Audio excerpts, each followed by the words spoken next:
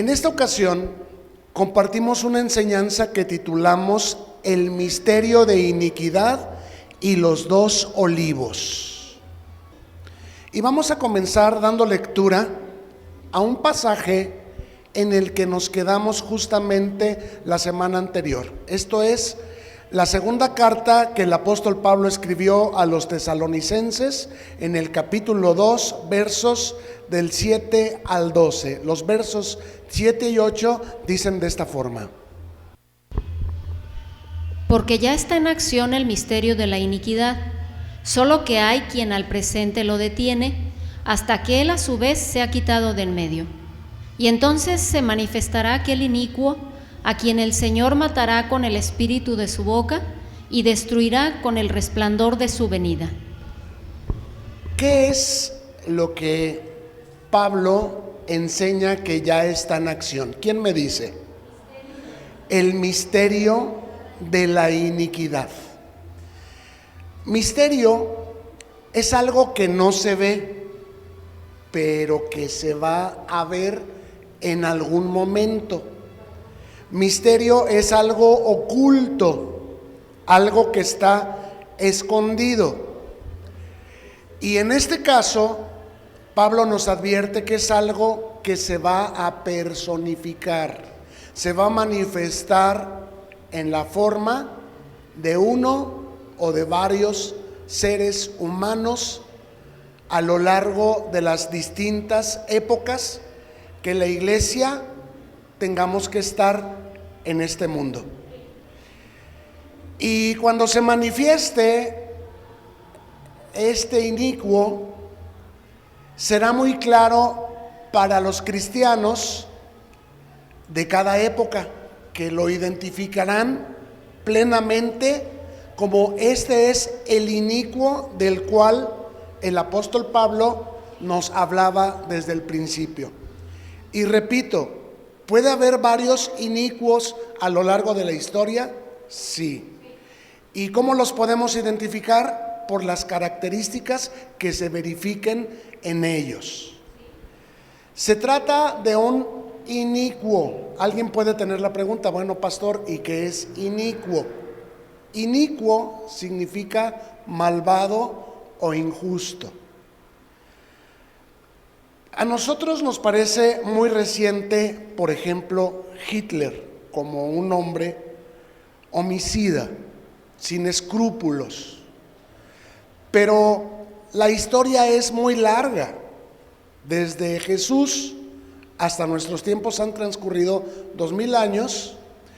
Y si nosotros no somos muy dados a ir a la biblioteca y estudiar historia, pues vamos a tener una vista muy corta respecto a los hombres más perversos de todos los tiempos. Les aseguro que en algún momento trataremos ese tema en una reunión como esta. Un estudio de los inicuos que han cumplido perfectamente los requisitos señalados por Pablo para ser considerados por los cristianos de su época como el anticristo o el inicuo, el cual, lo vimos la semana pasada, se opone y se levanta contra todo lo que se llama Dios o es objeto de culto. Una característica peculiar del inicuo en sus distintas épocas es que se levanta contra todo lo que se llama Dios o es objeto de culto. Ejemplo, ¿contra quién se levantó Hitler, que es la persona inicua de la que tenemos mayores referencias? ¿Contra quién se levantó? Contra los judíos, contra la ley de Dios, contra el pueblo de Dios. Entonces se levanta contra todo lo que se llama Dios o es objeto de culto. ¿De dónde proviene el cristianismo? Del judaísmo. Tanto dice que se sienta en el templo de Dios como Dios. Se hace lo que yo digo porque yo soy la autoridad máxima. y todos le decían Heil Hitler, es decir, el supremo, el máximo es Hitler, no hay otro como él. Yo sé que necesitamos estudiar un poquito más de historia para que estas cosas nos resuenen un poquito más claro y más profundo, pero no se preocupen. En esta enseñanza nuestro propósito no es convencerlos a ustedes de la iniquidad de Hitler, es simplemente convencernos a todos nosotros de las características que Pablo advirtió que tendría el inicuo en distintas épocas de la historia de la humanidad, que los cristianos claramente estaríamos distinguiendo. Tanto dice que se sienta en el templo de Dios como Dios, haciéndose pasar por Dios. Lo que es importante señalar es lo que dice el versículo 8 de la mitad al final, que el Señor lo matará con el espíritu de su boca. Es decir, que los cristianos, como el cuerpo de Cristo, el Señor, doblegaremos el dominio del anticristo que se levanta contra todo lo que se llama Dios o es objeto de culto. Doblegaremos su dominio de sobre la gente, predicándoles la palabra del Señor. Y que ese sistema de apostasía y manifestación del inicuo, es lo que dice aquí, perdurará hasta la venida del Señor. Es decir, las puertas del Hades no prevalecen contra la iglesia. Nosotros somos la iglesia. ¿Y cuál es nuestro deber como cuerpo de Cristo en las distintas épocas que nos ha tocado vivir a los cristianos? Predicar el evangelio a toda criatura. El que creyere y sea bautizado, es decir, se comprometa y se enrole en el servicio del Señor, será salvo. No basta con creer, porque la fe sin obras está muerta. Es necesario arrepentirse, es necesario manifestar en nuestra conducta nuestra conversión. No solamente haber asistido una vez a la iglesia o haber hecho nuestra confesión de fe o habernos bautizado y seguir viviendo perdidamente. La evidencia de nuestra salvación son nuestras obras. Y lejos de solamente estar siendo víctimas del sistema social gobernado por el anticristo en las distintas épocas de la humanidad, mucho más que solamente estar a la defensiva porque nos desprecian, porque nos persiguen, porque nos hacen toda clase de mal, porque nos estorban, porque nos ofenden. Nosotros debemos ir a la ofensiva. El Señor nos mandó a predicar, porque la única manera como Él matará al inicuo es con el espíritu de su boca, es decir, por medio de la predicación del evangelio de aquellos que somos sus discípulos. Denle una ofrenda de aplausos grande al Señor.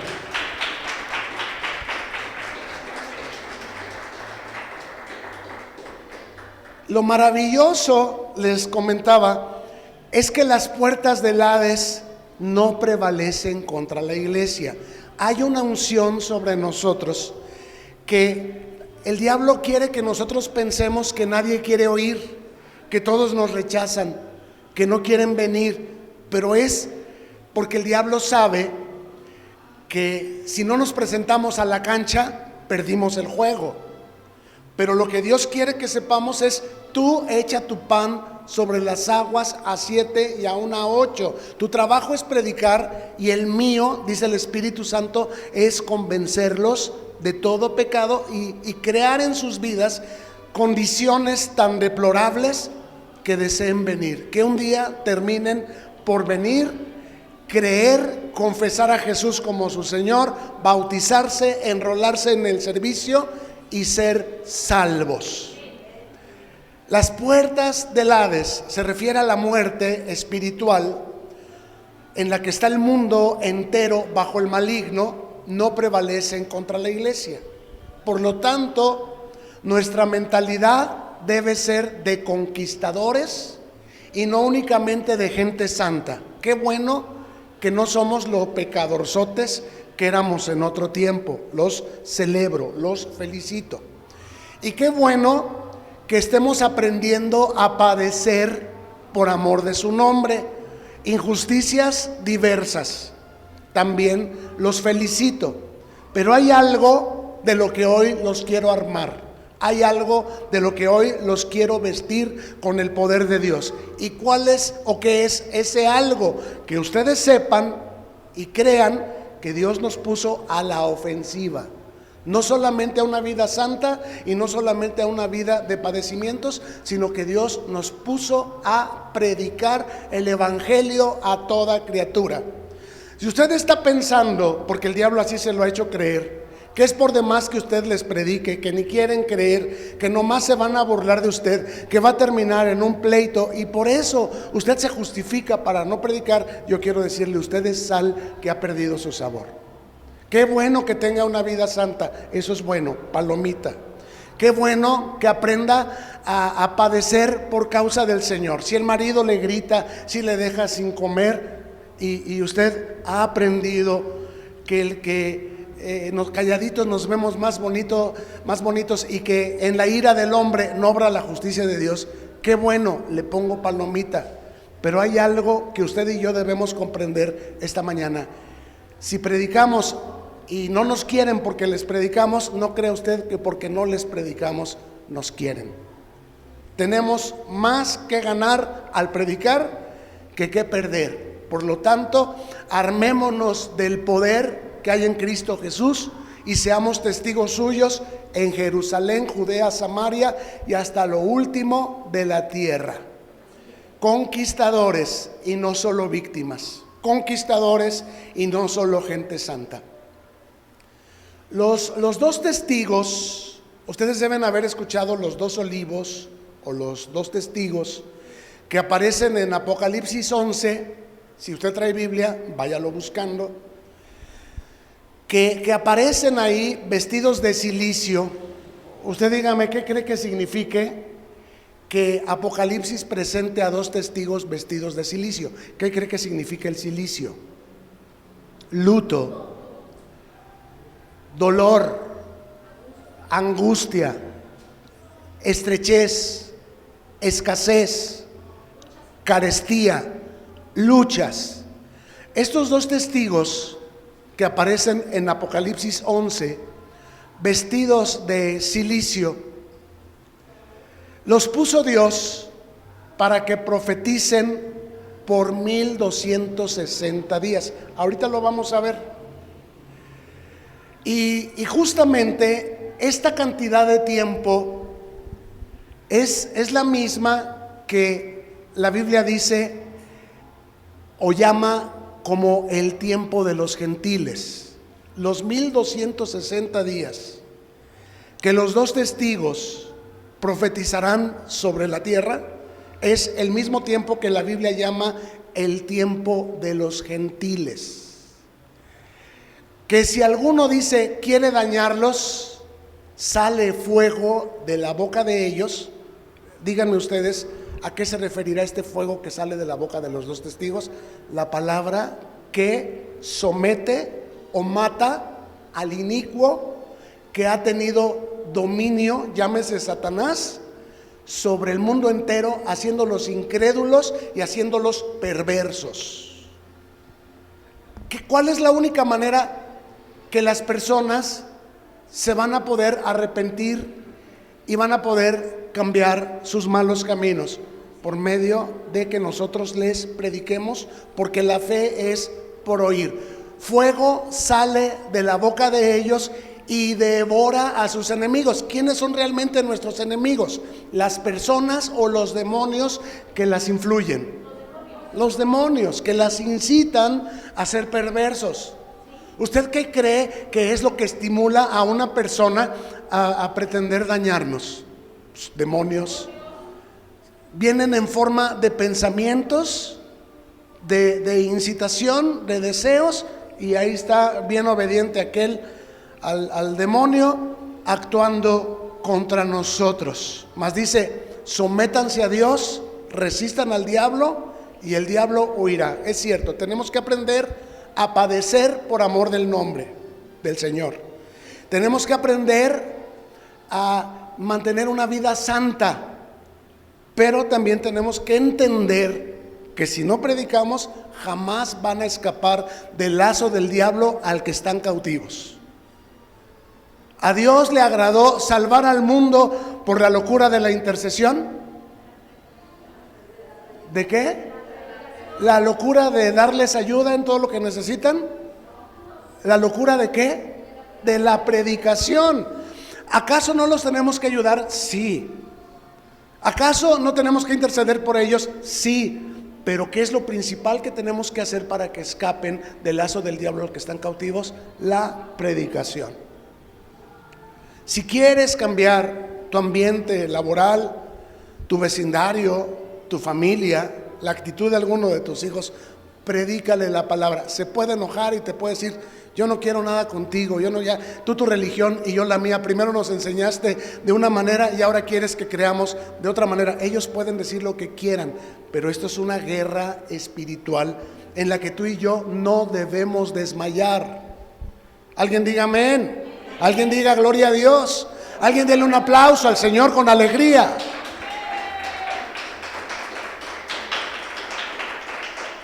Queridos, los candeleros de oro, dijo el Señor, somos nosotros. ¿Cómo que dijo el Señor? Sí. ¿Quiénes son la luz del mundo? Nosotros. ¿Quién es la sal de la tierra? Nosotros. Por lo tanto, los candeleros de los que habla Apocalipsis no son dos personas, Elías y Moisés, que van a venir durante la gran tribulación. Ya estamos en la tribulación. ¿Y quiénes son esos dos testigos, esos dos olivos? Nosotros los cristianos. ¿Y por qué se nos llama dos testigos? Para que se cumpla la ley. La ley dice que en boca de dos testigos sea válida la acusación en contra de un pecador. Y si nosotros no predicamos como el Señor nos mandó, ellos no van a saber que están en pecado. Por boca de dos testigos, el Señor de cuantos en cuantos envió a sus discípulos a predicar, de dos en dos, para que en boca de dos testigos conste la veracidad de toda acusación.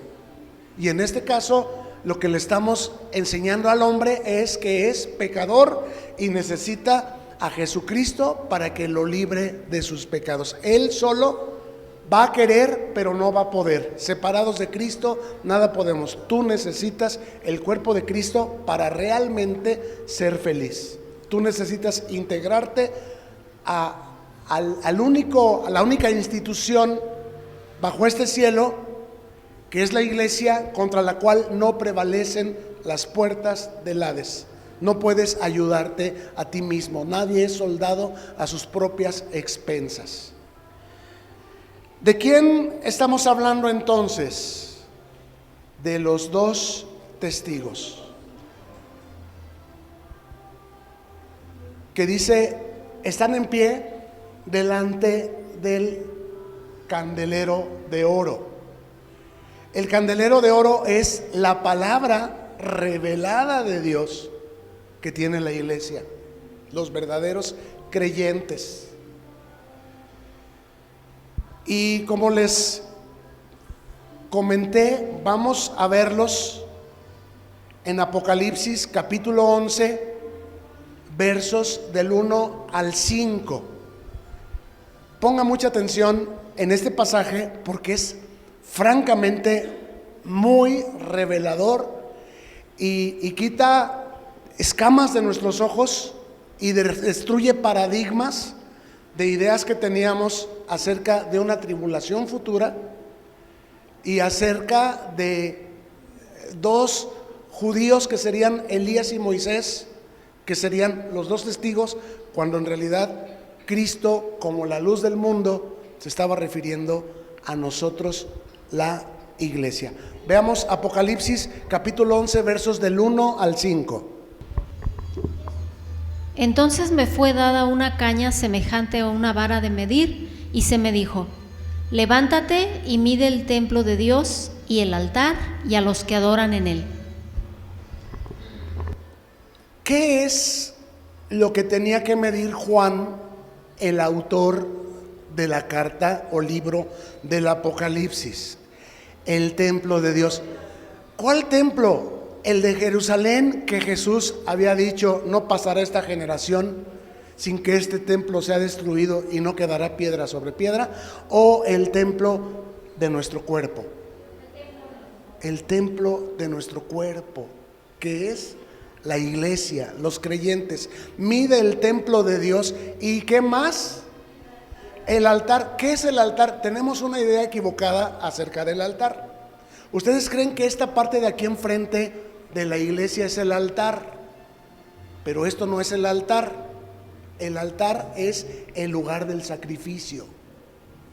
Mide el templo de Dios y el altar. ¿A qué se refiere con el altar? Nuestra capacidad de sufrir por causa de Cristo, nuestra capacidad de padecer persecución por causa de Cristo, de padecer rechazo, de padecer injusticias, de padecer hambre por causa de Cristo.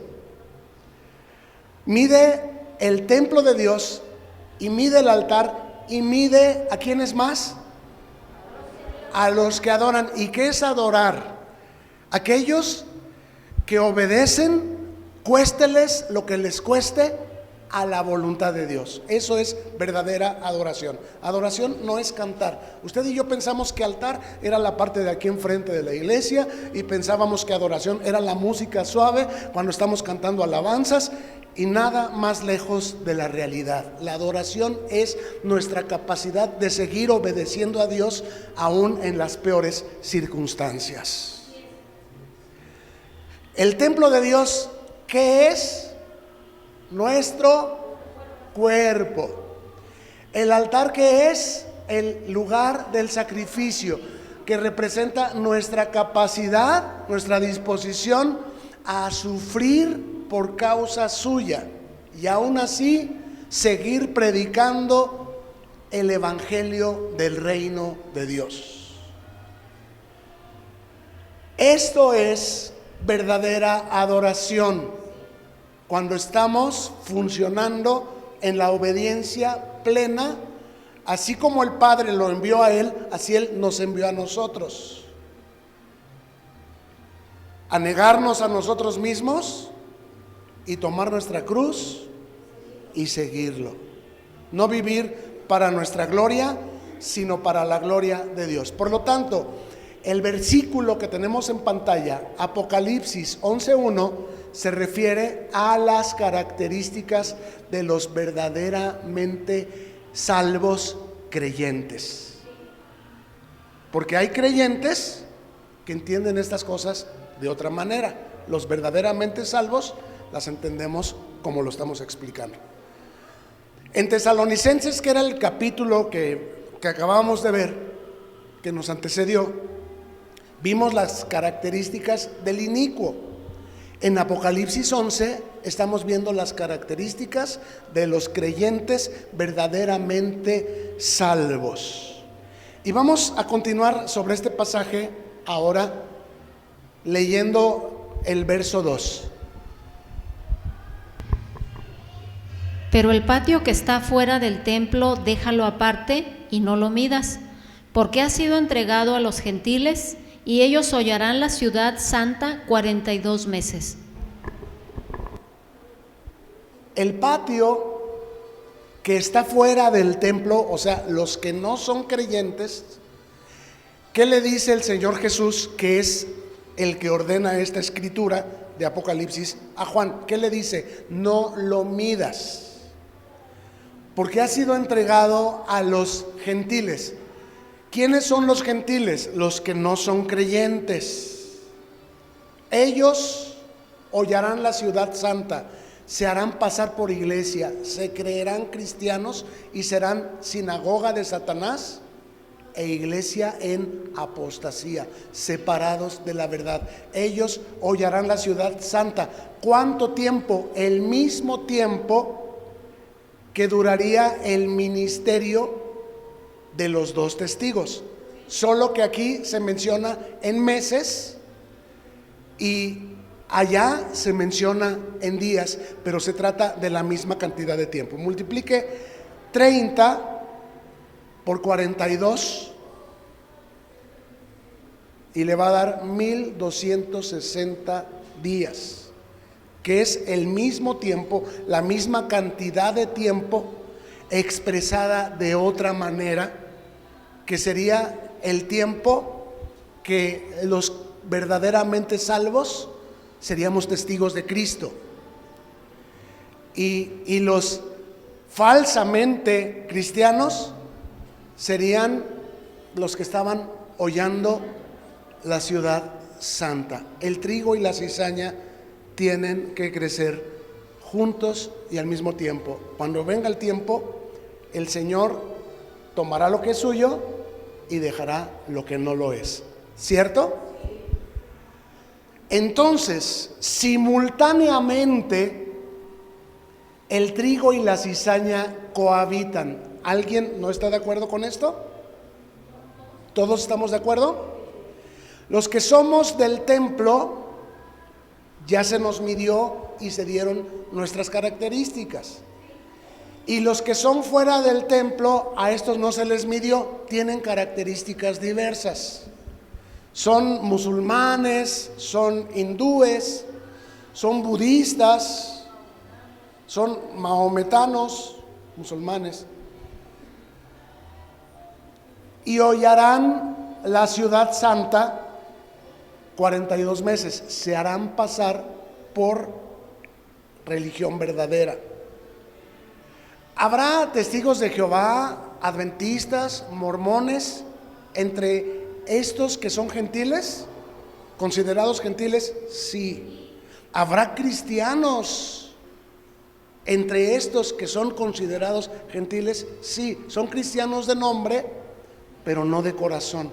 El reino de Dios no es político, el reino de Dios es en el corazón y se manifiesta en las obras de esa persona. Por eso dijimos, ¿cuál es el templo de Dios? Nuestro cuerpo. ¿Quién es la ciudad santa? ¿Quién me dice? Nosotros. No es Jerusalén, somos nosotros. En el antiguo pacto le llamábamos a Jerusalén la ciudad santa, pero entendemos que el Israel espiritual es la iglesia y la ciudad santa somos los creyentes. Que será raptada la ciudad santa en el momento preciso y descenderá junto con el Cordero para reinar eternamente con él. Eternamente. No 1000 años solamente, porque los 1000 años comenzaron a correr desde que Cristo se bautizó, y no es 1000 años literales, sino son 1000 años simbólicos. ¿Por qué no son literales? Porque está escrito en el libro de Apocalipsis, y Apocalipsis es un libro ¿qué? Literal. Es un libro simbólico. Entonces nosotros seremos raptados en algún momento y descenderemos junto con el Cordero para reinar con él eternamente bajo un cielo nuevo y sobre una tierra nueva. Pero hoy, en este mundo, díganme ustedes si es verdad o no, padecemos aflicción. ¿Estamos vestidos de cilicio? Sí. Mas nuestra mentalidad, como insisto, no debe ser a la defensiva de sufrir y nada más. tener unas vidas santas, mejores que antes y nada más.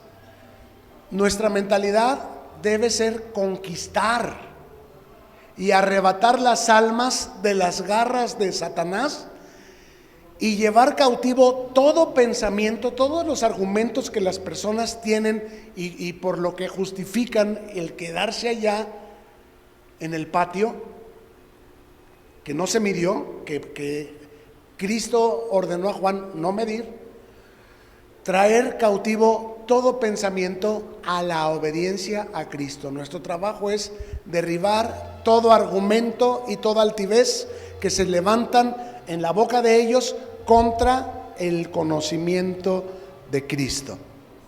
Y continuamos nuestra lectura ahora en los versos 3 y 4, en donde encontramos que dice: Y daré a mis 2 testigos que profeticen por 1260 días vestidos de cilicio. Estos testigos son los 2 olivos y los 2 candeleros que están en pie delante del Dios de toda la tierra. Entonces, ¿ustedes creen que hay alguna razón por la que justamente un verso antes se habla del tiempo de los gentiles, que dura 42 meses, y ahora en el verso 3 se menciona que los 2 testigos profetizarán durante 1260 días? ¿Creen que hay alguna razón para que un sinónimo, porque 42 meses es igual a 1260 días, se expresen de manera diferente? Díganme, ¿creen que hay alguna razón para que se exprese de manera diferente? ¿Sí o no? Sí. ¿Cuál es esa razón? Que la palabra de Dios es viva y eficaz y más cortante que toda espada de 2 filos. Un filo es 42 meses. La misma palabra no les suena igual ni les alcanza a los gentiles. Y el otro filo, la misma palabra, nos alcanzó a nosotros para convertirnos. Hay 3 características propias de cristianos verdaderamente salvos. Número 1, una vida santa por el Espíritu.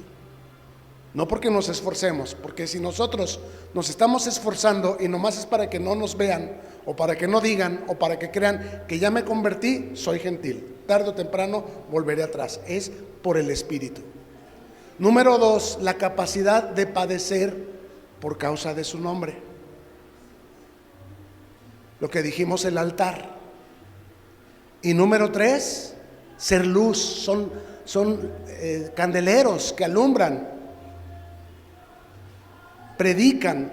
Esta es la tercera característica. Para los otros alcanzó para que hagan de la iglesia un negocio, que hagan mega iglesias donde las personas sienten bonito, iglesias al gusto del cliente, sin palabra de Dios, pero llenas de positivismo, de psicología, de superación personal, pero sin confrontar el pecado. Gentiles o iglesias, a lo mejor no tan grandes. Yo quiero preguntarles, ¿Jesús perseguía a las multitudes o las rehuía? ¿Qué es lo que procuraba Jesús? Cristianos convertidos. Eso es la iglesia verdadera.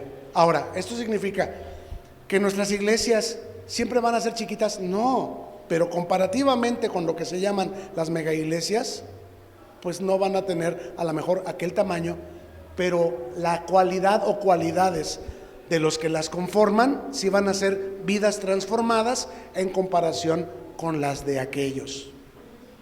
Tienen entusiasmo, se emocionan, lloran, pero son consumidores, no hacedores. Estos, dice, son los 2 olivos y los 2 candeleros. Un olivo, ¿quién me dice cuál es el principal beneficio del olivo? El aceite. Para que se vuelva aceite el olivo, ¿qué hay que hacer con él? Hay que machacarlo. Ahí está el altar. Y aún así es candelero. ¿Qué dijimos que es el candelero? Predicar. A pesar de lo que me hagan y de las consecuencias que tenga, la característica de un cristiano verdadero es que predico. No solamente es una vida moral. Cristianismo para los gentiles sí es moralismo. Desde que soy cristiano ya no fumo, ya no tomo, sí, pero eso tendrías que haberlo dejado de hacer, dejar de hacer, sin dejar de hacer también esto otro, predicar y aprender a padecer por causa de Cristo. Tú te vas a dar cuenta que en una iglesia gentil cristiana, si me permiten el término, les van a decir que ahí no tienes por qué sufrir, que no tienes por qué ser pobre, que Cristo se vino a ser pobre para que nosotros fuésemos enriquecidos, y que tú no tienes por qué estar enfermo, que no aceptes la enfermedad, porque Cristo en la cruz se llevó todas nuestras enfermedades y todas nuestras dolencias. Y si tú no recibes sanidad, o si tú no recibes prosperidad, es porque te falta fe o porque estás en pecado. Eso es el olivo. ¿Qué es el olivo? Aunque yo no reciba esas cosas, yo produzco el aceite para el cual fui establecido por Dios como olivo. ¿Verdad que sí? Y terminamos esta sección de Apocalipsis con el verso 5, en donde encontramos que dice así: Si alguno quiere dañarles, sale fuego de la boca de ellos y devora a sus enemigos. Y si alguno quiere hacerles daño, debe morir él de la misma manera. Quiero que me digan cuál es la espada del Espíritu. La palabra de Dios. ¿Puesta en dónde? En nuestra boca. ¿Qué es la única manera como nosotros nos debemos defender de las acusaciones o de los argumentos que la gente levanta para no servir a Cristo en su reino? ¿Cuál es la única arma que Dios nos da para ello? La espada, la palabra. Entonces, ninguna palabra corrompida salga de sus bocas. No acuses, no amenaces, no digas malas palabras, sino la que sea buena para la necesaria edificación, a fin de dar gracia a los oyentes. Entonces, a eso es a lo que se refiere al fuego que sale de nuestra boca. No que nos vamos a convertir en dragones y va a salir ahí fuego con nuestros ojos rojos. No, que somos obreros aprobados de Jesucristo, que usamos bien la palabra de verdad. Pregunta: entonces, ¿hay lugar para los cristianos que no quieren estudiar la Biblia en la iglesia verdadera? ¿Hay lugar para los cristianos que no quieren crucificar su carne con sus pasiones y deseos en la iglesia verdadera? No. Puede haber dos juntos y uno en el día del Señor será levantado y el otro se quedará. El pertenecer a una denominación no nos salva. Es necesario que seamos hacedores y no solamente oidores, que crezcamos en todo en aquel que es la cabeza, el cual es nuestro Señor Jesucristo, porque el plan de Dios es transformarnos a nosotros cada día de gloria en gloria y de poder en poder, hasta que alcancemos la estatura del varón perfecto, el cual ¿quién es? Es Cristo. Entonces Dios quiere que tú seas más como Cristo y menos como tú. Después de los años que tú tienes como cristiano, ¿a quién te pareces más? ¿A Cristo o al que eras antes de empezar esta aventura? Ojalá que te parezcas más a Cristo. Y si no, ¿qué tienes que hacer? Arrepentirte. Tienes que dejar de estar con un pie aquí y un pie allá, y tienes que poner tus dos pies sobre la roca y darle gloria a Dios. ¿Cómo? Con el fuego que sale de tu boca y devora a tus enemigos. ¿Tus enemigos son tus hijos cuando te faltan el respeto? ¿Tus enemigos es tu marido cuando llega tarde y borracho? ¿Tus enemigos son los vecinos que te hacen la vida incómoda? No, nuestra lucha no es contra carne y sangre, sino contra principados, potestades y huestes de maldad que vagan en las regiones celestes. Cuando tú seas obrero aprobado, que usas bien la palabra de verdad, la palabra de verdad tiene poder para devorar a tus verdaderos enemigos, que no son personas, sino son espíritus incitadores, espíritus perversos. Y si alguno quiere hacerte daño, debe morir él de la misma manera. ¿Y por qué la señora esta no se ha muerto si me ha hecho tanto daño? Mi suegra, ¿por qué no te la llevas? O te la llevas o te la mando. ¿Por qué no? Si es tan venenosa, si es tan metiche, si es tan intrigosa, ¿por qué no? Porque la lucha no es contra ella, sino contra los espíritus que, como a Saúl, la incitan a que arroje lanzas contra ti, a que te haga chismes, a que le hable mal de ti a aquel. Y ahí estás tú bien enganchadote. Yo a la vieja esa no la soporto y no la quiero ni ver, y es su cumpleaños y yo no la quiero ni saludar. Si tu enemigo tiene hambre,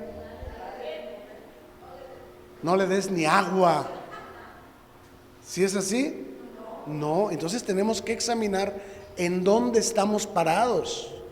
Tenemos que examinar cómo estamos actuando. Como gentiles que hollan la ciudad santa, que la pisotean, que la maltratan, o como testigos que somos olivos y candeleros al mismo tiempo. A raíz de todo esto que estamos aprendiendo esta mañana, quiero hacerles una pregunta. ¿Creen ustedes que pasará la iglesia por la gran tribulación? ¿Sí o no? A raíz de esto, que somos olivos y a pesar de esto somos candeleros, ¿creen que la iglesia pasará por la gran tribulación? Sí. ¿Por qué sí? Porque los cristianos de todos los tiempos han enfrentado sus propios anticristos. Los cristianos de todos los tiempos han enfrentado sus propios demonios y han vencido.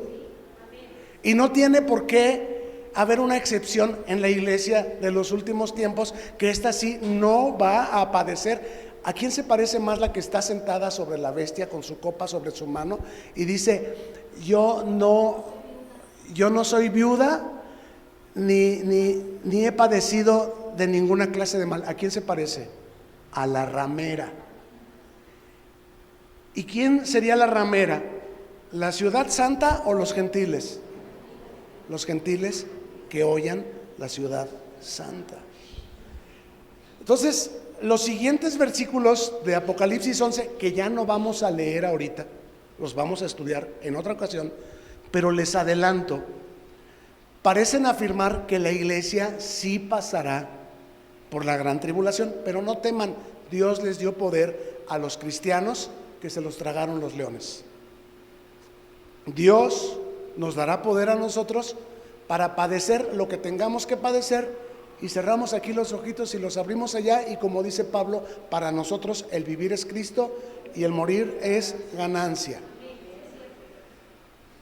Pero recibiremos poder cuando haya venido sobre nosotros el Espíritu Santo, y ese poder nos faculta para ser testigos. ¿Alguien se acuerda del significado de la palabra testigos? ¿Cuál será? Mártires. Los testigos significa mártires de Jesús. ¿En dónde?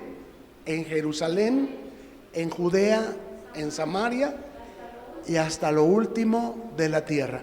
¿Cuál dijimos que es la ciudad santa? Nuestro cuerpo, Jerusalén. Tenemos que ser testigos de Cristo para nosotros mismos, Judea, nuestra familia. Tenemos que ser testigos de Cristo para nuestra familia, los que viven con nosotros. Y Samaria, ¿quién es Samaria? La congregación. Tenemos que ser testigos de Cristo para los hermanos de la congregación y hasta lo último de la tierra, los gentiles. Y volviendo al ministerio del inicuo, que es el tema que realmente estamos tratando hoy, Pablo nos insta que no nos dejemos engañar respecto a la venida del Señor. ¿Habrá una sola segunda venida del Señor y los justos resucitaremos o seremos transformados según hayamos muerto o no, para comparecer ante el tribunal de Cristo? Esto es, si los libros que se abrirán ante el gran trono blanco, hay uno de ellos que es el libro de la vida. Si nuestros nombres aparecen en el libro de la vida, vamos a comparecer ante el tribunal de Cristo, no para ser desechados, sino porque fuimos aprobados. Pero vamos a ser recompensados o galardonados por las obras que hayamos hecho en su nombre y para su gloria el tiempo que fuimos cristianos. ¿Me escucha? Y los que no se encuentre su nombre en el libro de la vida, se abrirán los libros y comparecerán ante el juicio de Dios.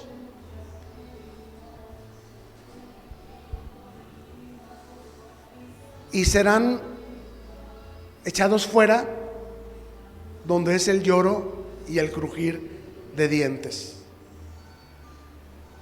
Entonces, no habrá repechaje, no habrá segunda oportunidad. Tampoco habrá un gran avivamiento para que los judíos que queden acepten a Jesucristo y se salven y se conviertan en los 144,000 judíos sellados. No, los 144,000 judíos sellados somos nosotros. Dígame usted, 12 por 12 por 1000, ¿cuánto suma? 144,000. 12 patriarcas, 12 apóstoles, 1000 años. ¿Qué número suma? Los 144,000.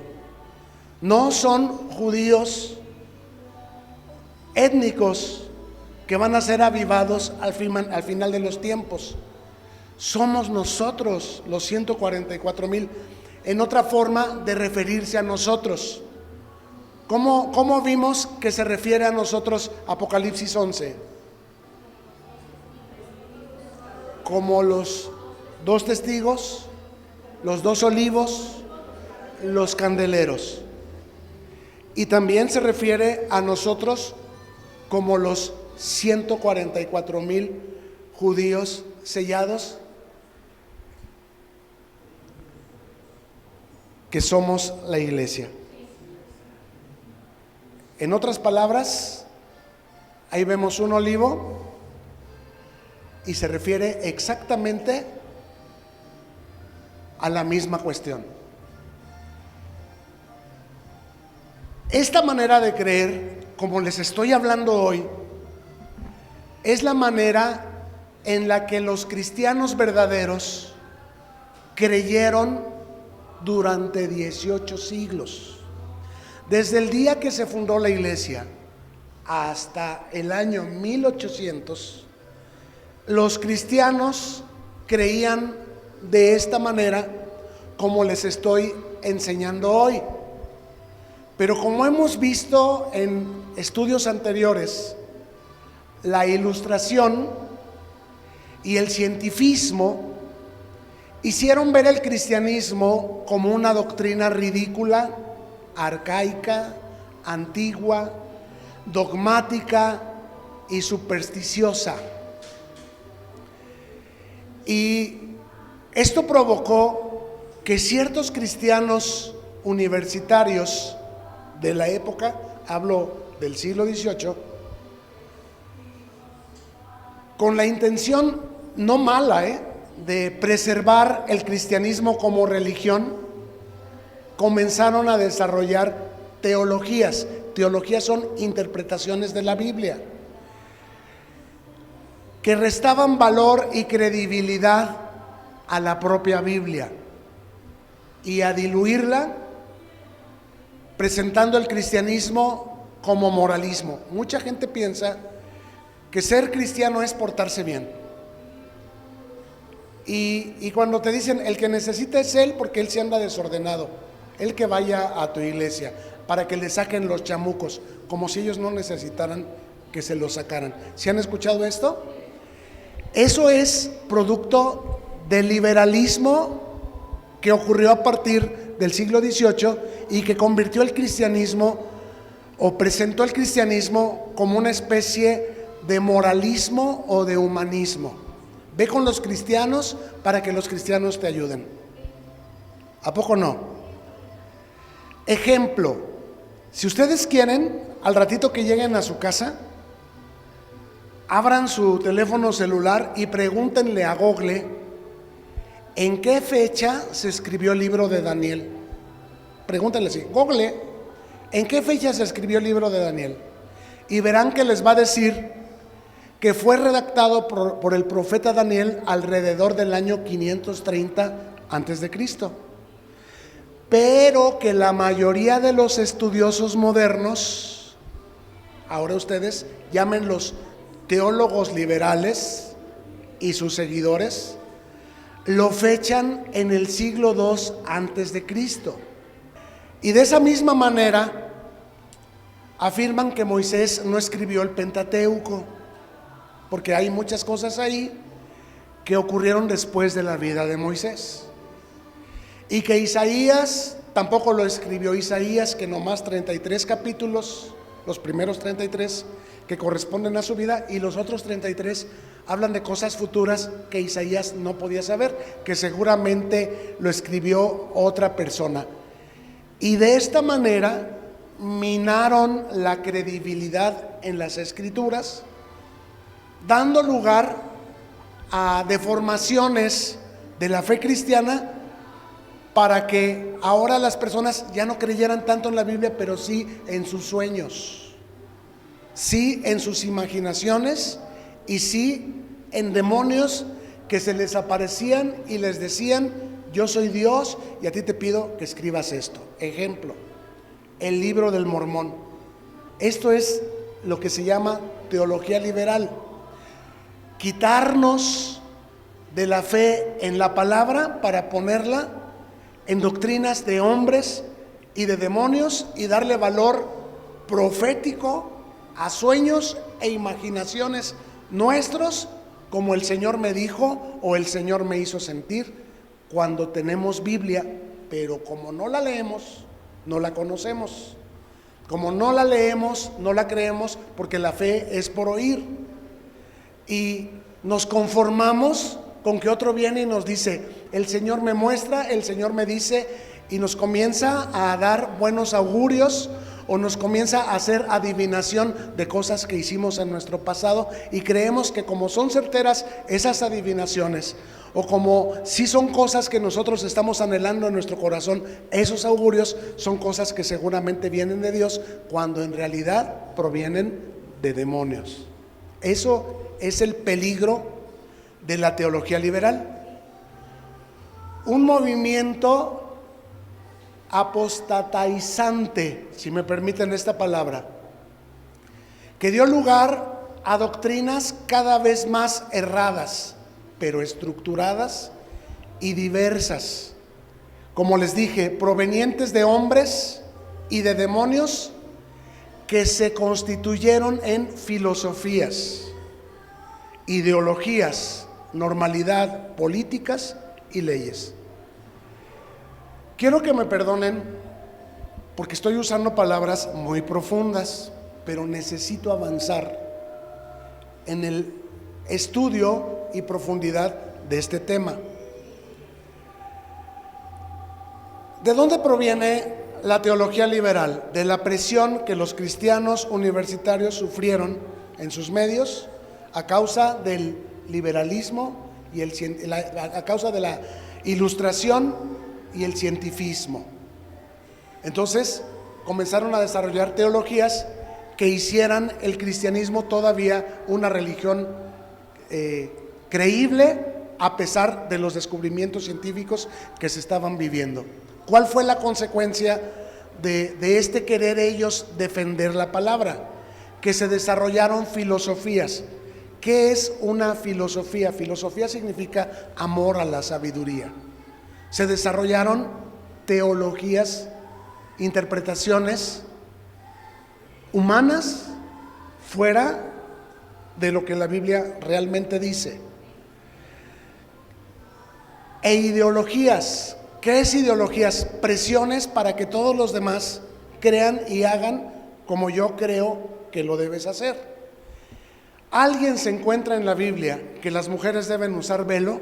Porque lo dice primero a los Corintios 11, y que va a tratar de imponerles a todas las mujeres cristianas que usan el velo. Esto es una ideología. Alguien interpreta y dice, pero la Biblia lo dice. Sí, nada más que tenemos que checar los contextos. Ahorita no voy a hablar acerca del velo, pero les aseguro también que en algún momento vamos a profundizar en qué es el velo, por qué sí o por qué no se puede o no usar en la iglesia. Pero solamente toco el tema para que sepan lo que es una ideología. Filosofía es, le doy alas a una idea que tengo, a un pensamiento, y desarrollo una interpretación, una teología. Ideología, dijimos, es obligar a los demás a que hagan y crean como yo lo hago.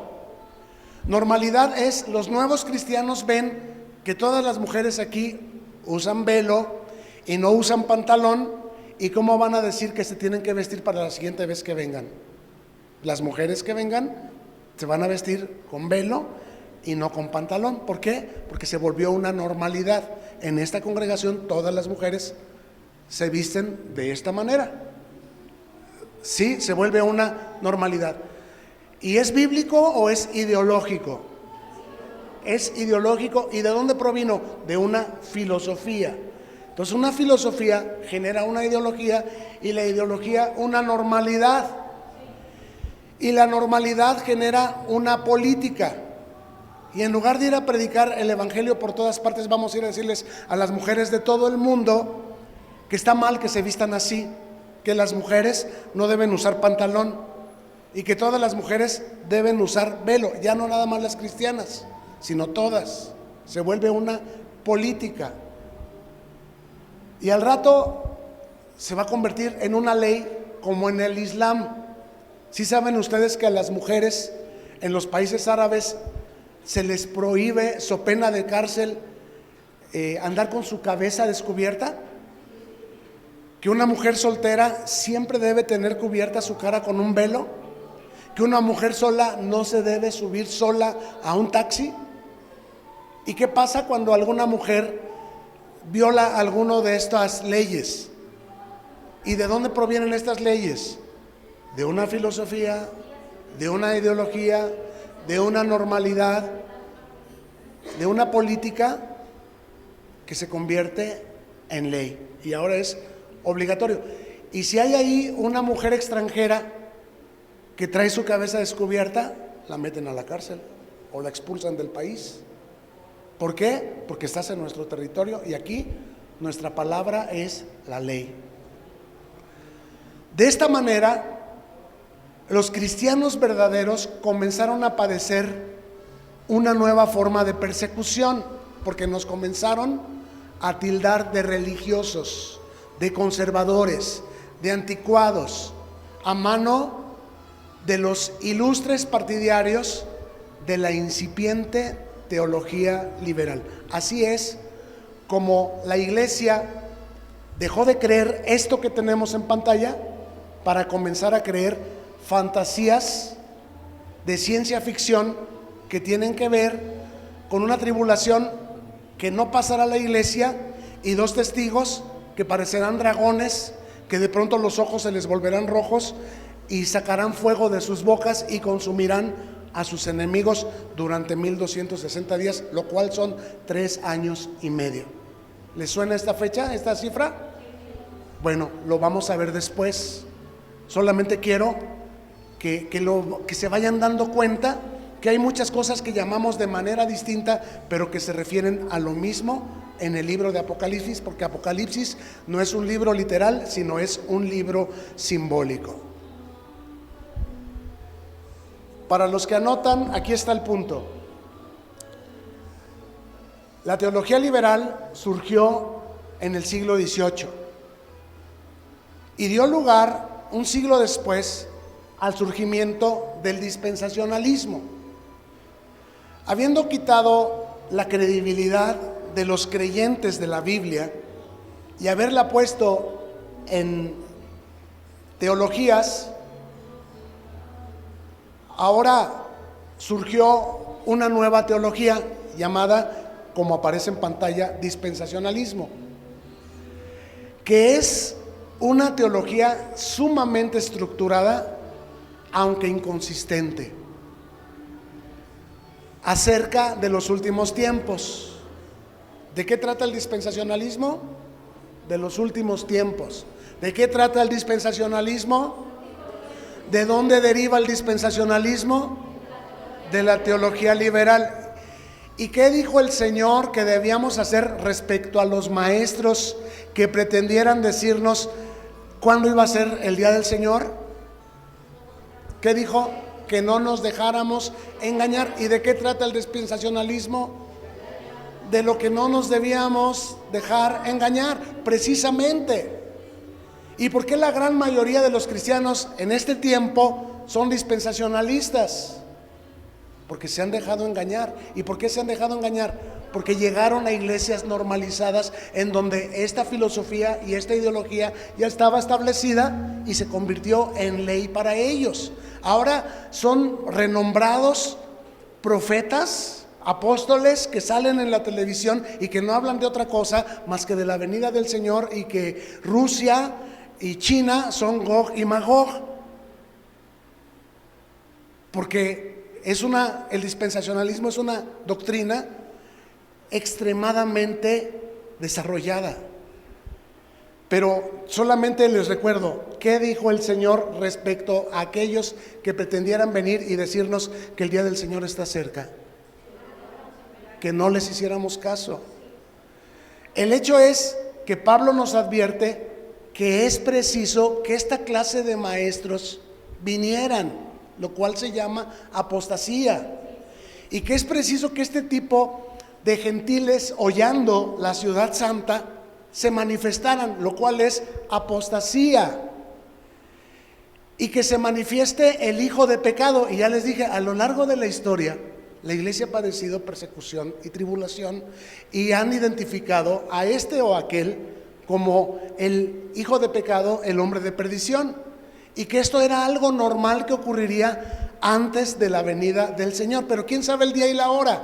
Nadie. Cuando Hitler, a muchos ya les parecía que el fin del mundo estaba cerca. Pregunta, ¿ocurrió? No. En la Biblia es común el lenguaje simbólico. Incluso en el Evangelio de Marcos, durante los primeros 3 capítulos correspondientes a sus 2 primeros años de ministerio, el Señor Jesús solamente dentro de 3 capítulos correspondientes a sus 2 primeros años de ministerio, predicó claramente el Evangelio del Reino de Dios. Pero a partir del capítulo 4 y hasta el final, predicó solamente por parábolas. ¿Qué es la parábola? Lenguaje simbólico. O sea, en la Biblia es común el lenguaje simbólico para protección de los que la leemos y de los que lo están escribiendo. Y solo el que tiene oídos para oír, oye y entiende lo que quiere decir esta expresión o aquella expresión hablada en lenguaje simbólico. lo cual nos demuestra que la salvación es un don de Dios otorgado por gracia por medio de la fe solamente a los que han recibido de Dios el don de la fe. La misma palabra, como lo vimos hace un ratito, tiene dos filos y no es igualmente recibida por los de junto al camino, por los de entre espinos, por los de entre pedregales, que los que su corazón es tierra fértil. La fe es un don de Dios y no un acto de nuestra voluntad. Apostasía es una palabra que vimos ocurrió desde muy pronto en la iglesia y que está presente desde entonces como un lastre que se ha venido enraizando, creciendo, sofisticando, desarrollando y adquiriendo formas muy definidas y diversas, como hoy día es la doctrina de la prosperidad, la declaración positiva, la judaización, el feminismo, pastoras, mujeres pastoras, la ideología de género, iglesias gays y la teología queer. Esto último no voy a abundar, solamente lo menciono, pero es una perversidad que nos vuelve justamente a los tiempos de Sodoma y Gomorra. Ahorita no voy a profundizar, pero lo que quiero decirles es todo esto bajo el amparo de un falso cristianismo. Empezó con la Biblia para la mujer, la Biblia para el joven, la Biblia para el niño, ahora hay la Biblia gay, hay la Biblia del hombre de negocios. Es diferente, la traducción puede no ser diferente, pero la teología, las cosas que están escritas en los pies de página, de cada Biblia, esas sí son veneno en muchos casos. Y lo que Pablo advierte es que ya desde sus tiempos estaba en acción el misterio de la iniquidad, que dijimos que es un misterio, algo que no se ve, pero que se va a ver cada vez con mayor claridad. Regresemos a 2 de Tesalonicenses capítulo 2, versos del 7 al 12. Ahora vamos a ver el verso 9, porque ya leímos el 7 y el 8, vamos a leer el versículo 9 que dice así. Inicuo cuyo advenimiento es por obra de Satanás, con gran poder y señales y prodigios mentirosos. ¿Cuántos milagros se le atribuyen, por ejemplo, al Cristo Rey de la montaña?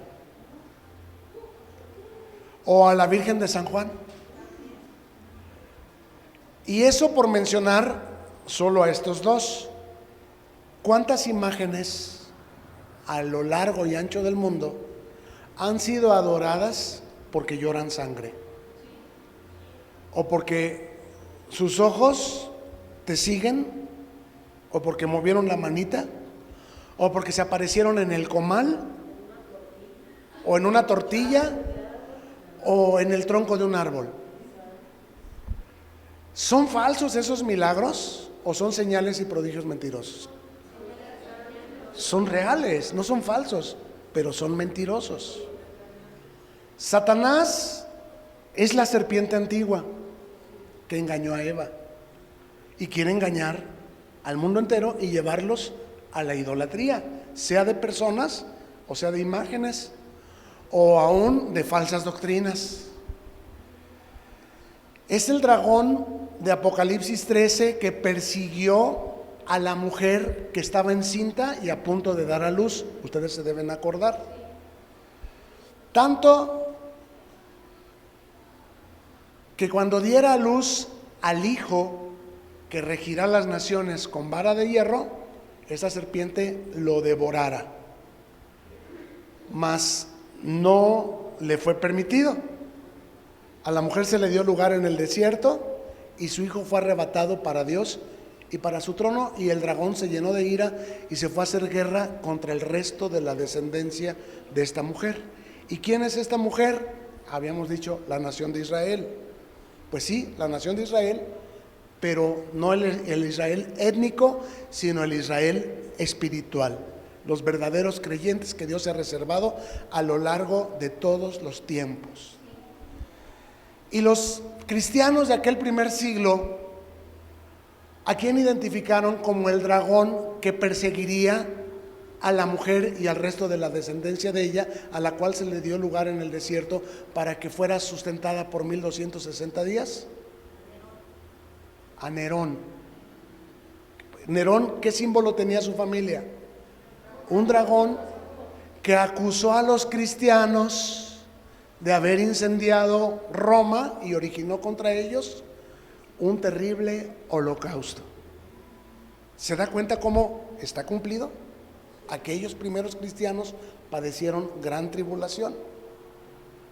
Y desde ahí todos los cristianos, de diferentes maneras y de manos de diferentes inicuos, pudiéramos identificar a este o aquel o más aquel, ya lo veremos.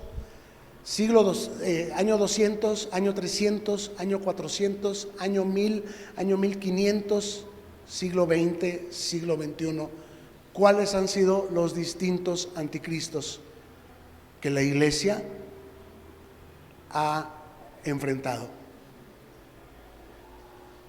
Inicuo dice, cuyo advenimiento es por obra de Satanás. Finalmente, ¿de quién surgen todos estos anticristos? Del propio Satanás. Dice el verso 10. Y con todo engaño de iniquidad para los que se pierden, por cuanto no recibieron el amor de la verdad para ser salvos. ¿Sí lo vemos claro? Los que no recibieron el amor de la verdad para ser salvos, por más que se los pongamos con plastilinas y canicas, no lo van a poder recibir. Van a defender a su apóstol, van a defender el dispensacionalismo y al Israel étnico, al Israel político, con uñas y dientes. La diferencia entre los gentiles que hollan la ciudad santa, que se sientan en el trono de Dios como si fueran Dios, pero se oponen a todo lo que se llama Dios o es objeto de culto, llámese teología liberal, y los que recibimos el amor a la verdad, está precisamente en el don de Dios que nos ha dado en la fe. Y terminamos dando lectura a los versos 11 y 12 que dicen así. Por esto Dios les envía un poder engañoso para que crean la mentira, a fin de que sean condenados todos los que no creyeron a la verdad, sino que se complacieron en la injusticia. Gracias por llegar al final de este video.